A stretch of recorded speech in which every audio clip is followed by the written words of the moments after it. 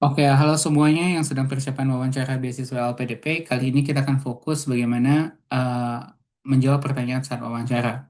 Kemarin di video sebelumnya kita udah fokus kepada hal-hal yang sifatnya teknis, gambaran umum apa yang akan dialami. Kemudian sekarang kita masuk ke list pertanyaan, jenis-jenis pertanyaan, dan bagaimana cara menjawabnya. Oke,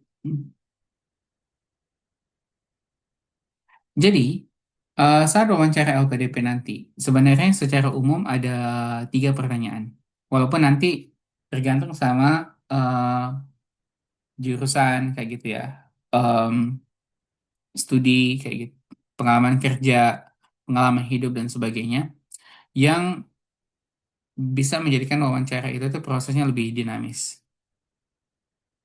Komponen wawancara secara umum itu tuh ada empat.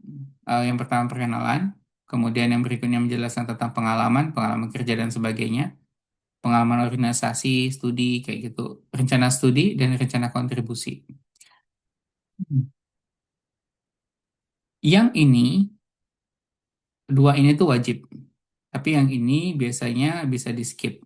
Kayak gitu. Tergantung sama waktu yang dimiliki oleh pewawancara. Kalau sana teman-teman pernah mengalami bahwa pewawancara kayak tiba-tiba langsung ngasih pertanyaan tanpa ada perkenalan,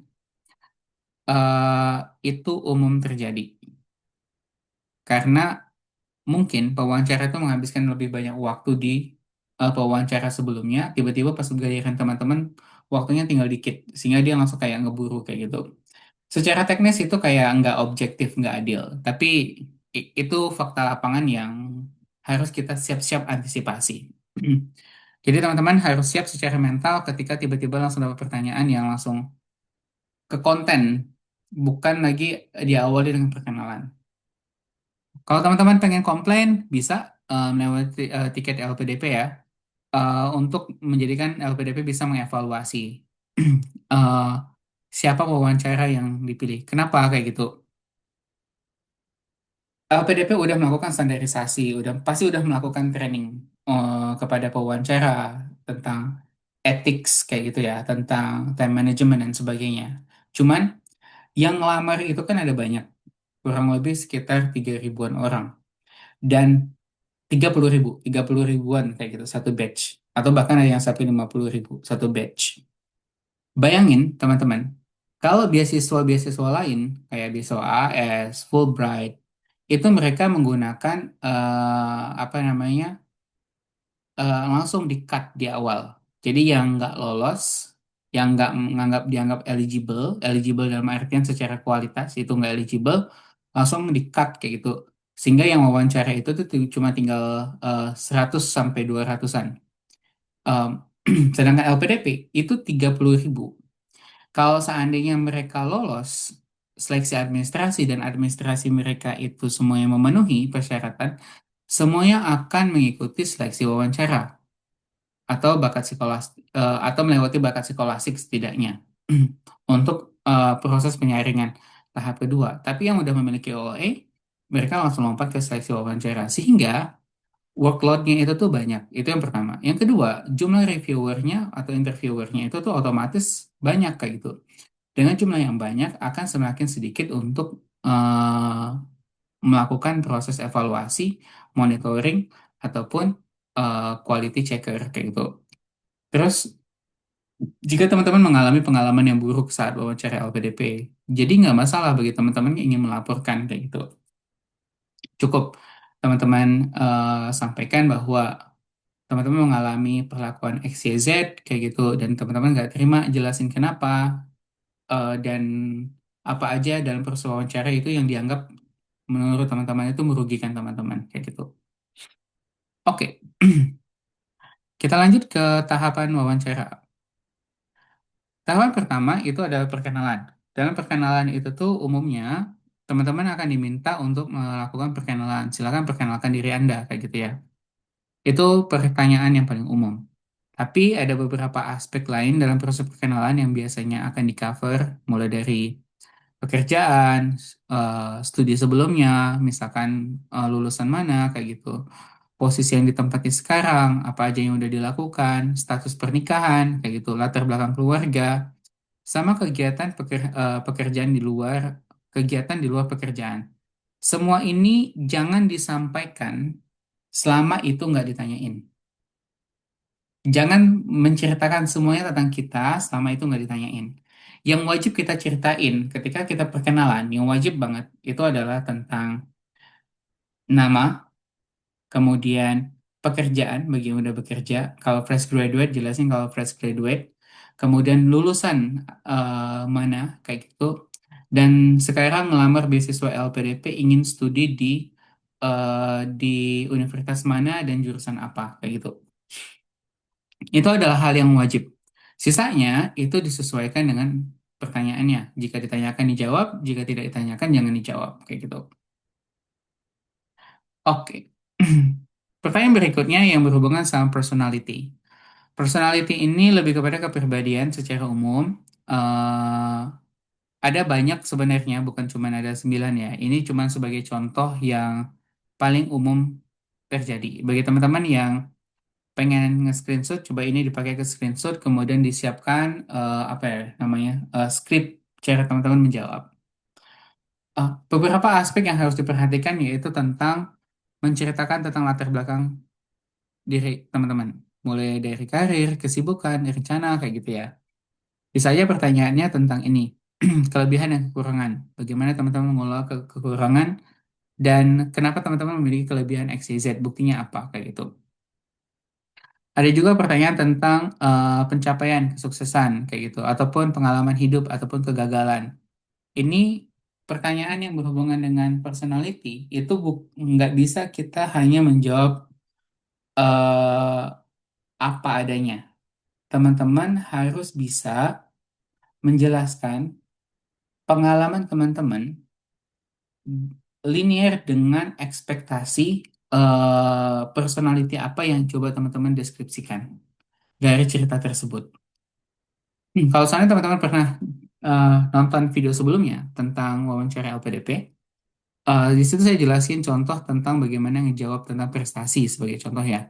Saya ingin jelasin bahwa saya memiliki 4 kualitas. Yang pertama kayak resilience, kemudian eh, pantang menyerah, kayak gitu, problem solving dalam sebuah cerita yang saya jelaskan tanpa saya menjelaskan bahwa saya memiliki kelebihan tersebut.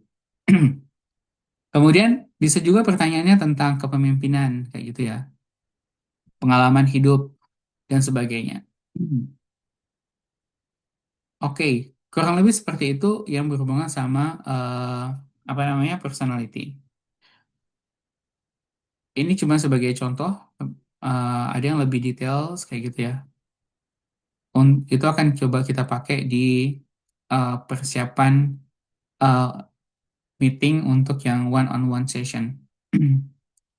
Pengalaman akademik dan pengalaman profesional. Pengalaman akademik ini fokus kepada apa yang udah teman-teman lakukan saat teman-teman studi S1. Selama studi S1 tuh apa aja kegiatannya selain kuliah ya. Kemudian atau selama S2 kayak gitu. Kemudian untuk yang profesional itu biasanya tentang manajemen konflik, apa inisiatif kayak gitu, leadership, self development, dan bagaimana teman-teman bisa menghandle hal tersebut. Ini beberapa contoh untuk soal pertanyaannya. Apa yang menjadi motivasi terbesar Anda di balik pencapaian akademik gitu ya? Ini biasanya kalau seandainya teman-teman dapat IPK-nya tinggi, motivasi teman-teman apa? Ini pertanyaannya simple, cuman teman-teman harus lebih strategik kayak gitu ketika menjawab pertanyaan ini. Misalkan apa? Kalau saya akan jawabnya itu tuh bahwa motivasi terbesar saya dalam pencapaian akademik sehingga saya mencapai ini itu adalah eh, ingin menunjukkan kepada orang tua bahwa saya serius melakukan studi. Saya nggak bisa memberikan bukti yang konkret seberapa serius saya belajar, eh seberapa serius saya belajar kayak gitu tanpa adanya bukti. Dan bukti yang paling mudah untuk dipahami yaitu melalui IPK. Dan yang kedua, kayak gitu, ini merupakan self definition bagi saya. Kemampuan saya dalam belajar itu mencerminkan siapa saya yang sebenarnya. Sehingga IPK yang saya capai bukan hanya untuk orang tua, tapi juga untuk diri saya sendiri sebagai salah satu kepuasan dalam proses studi. Itu sebagai contoh aja. Belum tentu jawaban itu yang terbaik ya. Oke, jelaskan misalkan peran dan tanggung jawab utama Anda dalam bekerja saat atau organisasi. Nah, di sini kita teman-teman, ketika ada pertanyaan seperti ini, nggak cukup menjelaskan peran, tapi juga menjelaskan bagaimana teman-teman melihat peran tersebut. Apa yang teman-teman lakukan. Idealnya, kalau saya pertanyaan yang berhubungan sama leadership, itu teman-teman akan coba menjelaskan bagaimana teman-teman merangkul perbedaan, bukan merangkum ya, merangkul perbedaan kayak gitu, menjadikan orang itu tuh bisa mengikuti teman-teman, ataupun teman-teman menjadi orang yang patuh terhadap regulasi, ikut dengan peraturan yang ada, sesuai dengan job desk. Tapi pada saat yang sama, teman-teman juga memiliki inisiatif kayak gitu. Jadi jadi ada aspek-aspek yang harus coba dijelaskan secara konkret, bukan cuman dari aspek peran yang hanya diceritakan tanpa ada makna di baliknya. Jadi intinya setiap jawaban teman-teman itu punya meaning behind the story ya, bisa menjelaskan makna di balik cerita tersebut. Oke, berikutnya ini rencana studi. Rencana studi sebenarnya banyak aspek yang akan ditanyakan di saat rencana studi. Itu tuh adalah aspek yang sangat krusial. Kenapa? Karena teman-teman akan dapat pertanyaan yang sifatnya menguji seberapa siap teman-teman untuk studi. Kalau teman-teman S2, itu pertanyaannya biasanya hanya sekadar dari aspek universitas, kurikulum, rencana non-akademik, rencana apa namanya, rencana studi dari semester 1 sampai akhir kayak gitu ya. Serta relevansi keilmuan dengan isu yang ada di Indonesia. Itu yang paling umum yang terjadi di S2. Tapi kalau S3 itu akan lebih detail. Biasanya S3 akan fokus kepada riset. Jadi bukan univnya lagi yang menjadi alasan kenapa untuk studi, tapi lebih kepada satu supervisor. Siapa supervisornya? Keahlian supervisor relevan nggak dengan tujuan studi? Kemudian buktinya apa? Kayak gitu. Riset profesornya atau supervisor yang dituju itu tuh apa yang memiliki linear dengan tujuan studi teman-teman. Kemudian biasanya dapat pertanyaan terkait dengan timeline dalam proses studi. Apakah nanti studinya teman-teman itu tuh ada coursework-nya atau langsung penelitian? Em, itu tergantung sama universitas sama negara tujuan. Kan ada tipikalnya kayak di apa Inggris, Australia ataupun New Zealand atau di beberapa kampus di Eropa yang pas datang S3 langsung penelitian kayak gitu ya. Ada yang kayak kampus di US, Kanada dan Taiwan misalkan dia datang studi dulu coursework kurang lebih sekitar 2 tahun. Itu adalah proses untuk persiapan sebelum nanti masuk ke tahap kandidasi dan akhirnya disertasi kayak gitu. Itu teman-teman harus paham secara jelas rencana studinya itu tuh seluk-beluknya termasuk kurikulum. Sehingga pertanyaannya itu tuh lebih kepada kayak kurang lebih kayak gini. Mengapa Anda memilih jurusan ini? Apa urgensinya? Apa relevansinya untuk Indonesia? Jadi kalau sana teman-teman dapat pertanyaan tentang rencana studi, ditanyain tentang kenapa teman-teman harus studi lebih lanjut dan kenapa teman-teman harus memilih Universitas X, Y, Z, pastikan problem studi serta kurikulum itu tuh linear, line up kayak gitu. Mereka itu tuh eh, nggak mismatch, tapi beneran lurus itu tuh argumennya itu utuh kayak gitu, bukan argumen yang sekedar suka doang, tapi ada aspek-aspek yang dia miliki oleh universitas, rencana studi, dan kebutuhan nasional itu tuh linear. Oke, kurang lebih seperti itu. Yang ini akan kita coba latih bagi teman-teman yang membutuhkan persiapan mentoring, bisa komen di bawah. Nanti akan dikirimkan link untuk persiapan mentoringnya. Oke, setelah udah teman-teman masuk ke rencana studi, tahap berikutnya adalah rencana kontribusi.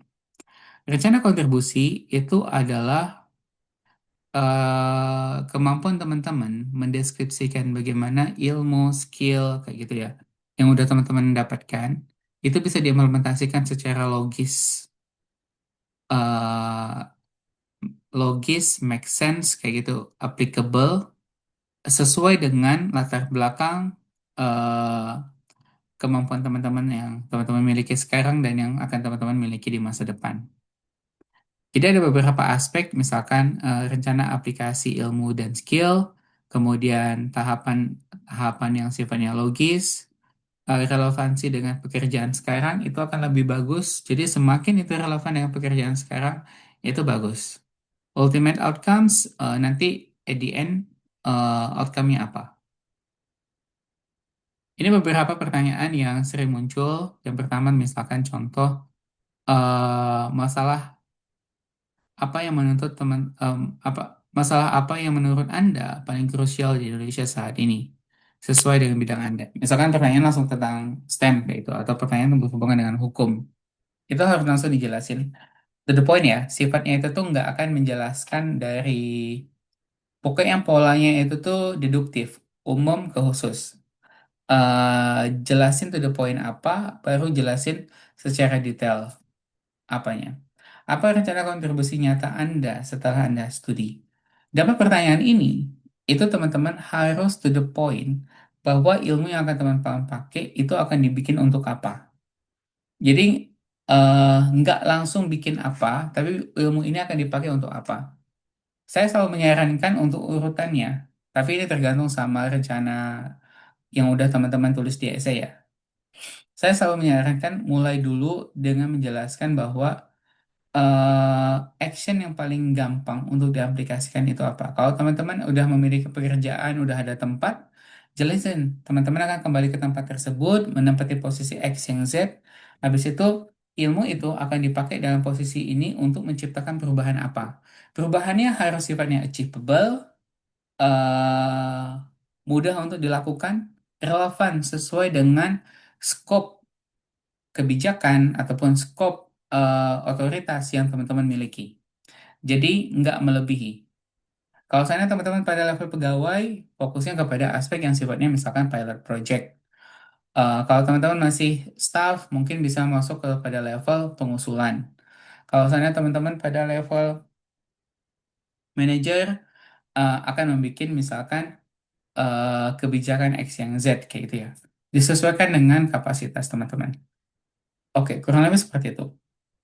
Kalau saya disuruh menjelaskan tentang rencana jangka pendek, jangka menengah, jangka panjang, pastikan setiap jangkanya formatnya adalah apa tindakannya, actionnya, jelasin kayak gitu prosedurnya, siapa aja yang terlibat kayak gitu, kemudian nanti actionnya secara implementatif seperti apa, ilmu apa yang akan dipakai, dan yang terakhir adalah dampak sama outcome-nya. Dampak sama outcome itu akan lebih bagus ketika teman-teman bisa quantify berapa banyak orang yang akan terlibat kayak gitu, berapa banyak orang yang akan dapat manfaat. Kalau seandainya misalkan sebagai contoh teman-teman adalah dokter kayak gitu ya, berapa banyak pasien yang akan bisa coba teman-teman tangani? Misalkan menggunakan data apa? Dalam menggunakan data frekuensi yang pada umumnya terjadi, setidaknya misalkan dalam 1 bulan ada sekian pasien dengan dengan penyakit X, Y, Z kayak gitu bisa teman-teman tangani. Oke, kurang lebih seperti itu untuk pertanyaan kontribusi. eh Kemudian ada juga pertanyaan yang sifatnya jika gagal LPDP. Ini sebenarnya pertanyaannya itu berhubungan dengan 3 hal. Teman-teman bisa menjelaskan tentang alternatif, jelasin kalau misalnya teman-teman itu resilience, serta apa yang menjadikan teman-teman itu pembeda. Biasanya, saya selalu menyarankan bahwa ketika dapat pertanyaan tentang jika Anda gagal mendapatkan beasiswa LPDP pada periode ini, apa yang akan Anda lakukan? Saya umumnya ini format yang selalu saya sarankan. Yang pertama adalah jawab dulu kalau seandainya teman-teman akan sedih. Akuin kalau teman-teman itu tuh memiliki ya manusia pada umumnya. Kedua, siap melakukan evaluasi. Teman-teman ingin melakukan evaluasi, apa yang harus teman-teman perbaiki. Ketiga, teman-teman pertegas bahwa teman-teman memiliki harapan untuk bisa diterima di periode ini. Karena i- teman-teman menjelaskan bahwa ini adalah momentumnya, kayak gitu. Contoh misalkan, eh apa yang Anda lakukan jika Anda tidak lolos beasiswa LPDP periode ini? Teman-teman ngakuin dulu. Seperti halnya orang pada umumnya, ketika gagal, saya juga akan merasakan sedih. Namun, kayak gitu, yang akan saya lakukan tahapan pertama adalah melakukan evaluasi apa yang menjadi kekurangan, kayak gitu. Eh, dengan berbagai macam, apa namanya, yang ada. Kedua, saya akan coba melakukan improvisasi. Apa yang menjadi kekurangan tersebut? Apakah saya kurang dalam hal CV? Apakah saya kurang dalam kemampuan wawancara? Kayak gitu. Sehingga saya tidak bisa meyakinkan Bapak dan Ibu untuk memberikan saya kesempatan. Namun, kayak gitu, dari segala kekurangan yang saya miliki, saya memiliki harapan saya bisa diterima di periode ini karena ada tiga aspek yang menurut saya urgent untuk difulfill dan saya menjadi salah satu uh, applicants ataupun calon penerima LPDP yang patut untuk dipertimbangkan. Yang pertama adalah dari aspek urgensi keilmuan. Yang kedua, pengalaman saya relevan. Dan yang ketiga, posisi ini sesuai dengan apa yang udah saya lakukan sebelumnya.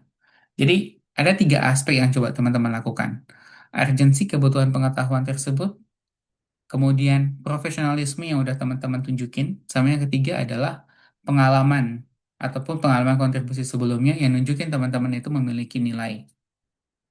Itu kurang lebih bagaimana cara menanggapi pertanyaan tentang jika gagal LPDP. Hmm. Berikutnya adalah pertanyaan dilematis. Pertanyaan dilematis itu tuh selalu merupakan pertanyaan yang bikin teman-teman bisa tersinggung, bisa juga pertanyaan yang bisa bikin teman-teman nangis. eh Teman-teman shock kayak gitu ya, dapat pertanyaan ini bisa jadi langsung kayak what to do kayak gitu, what to say.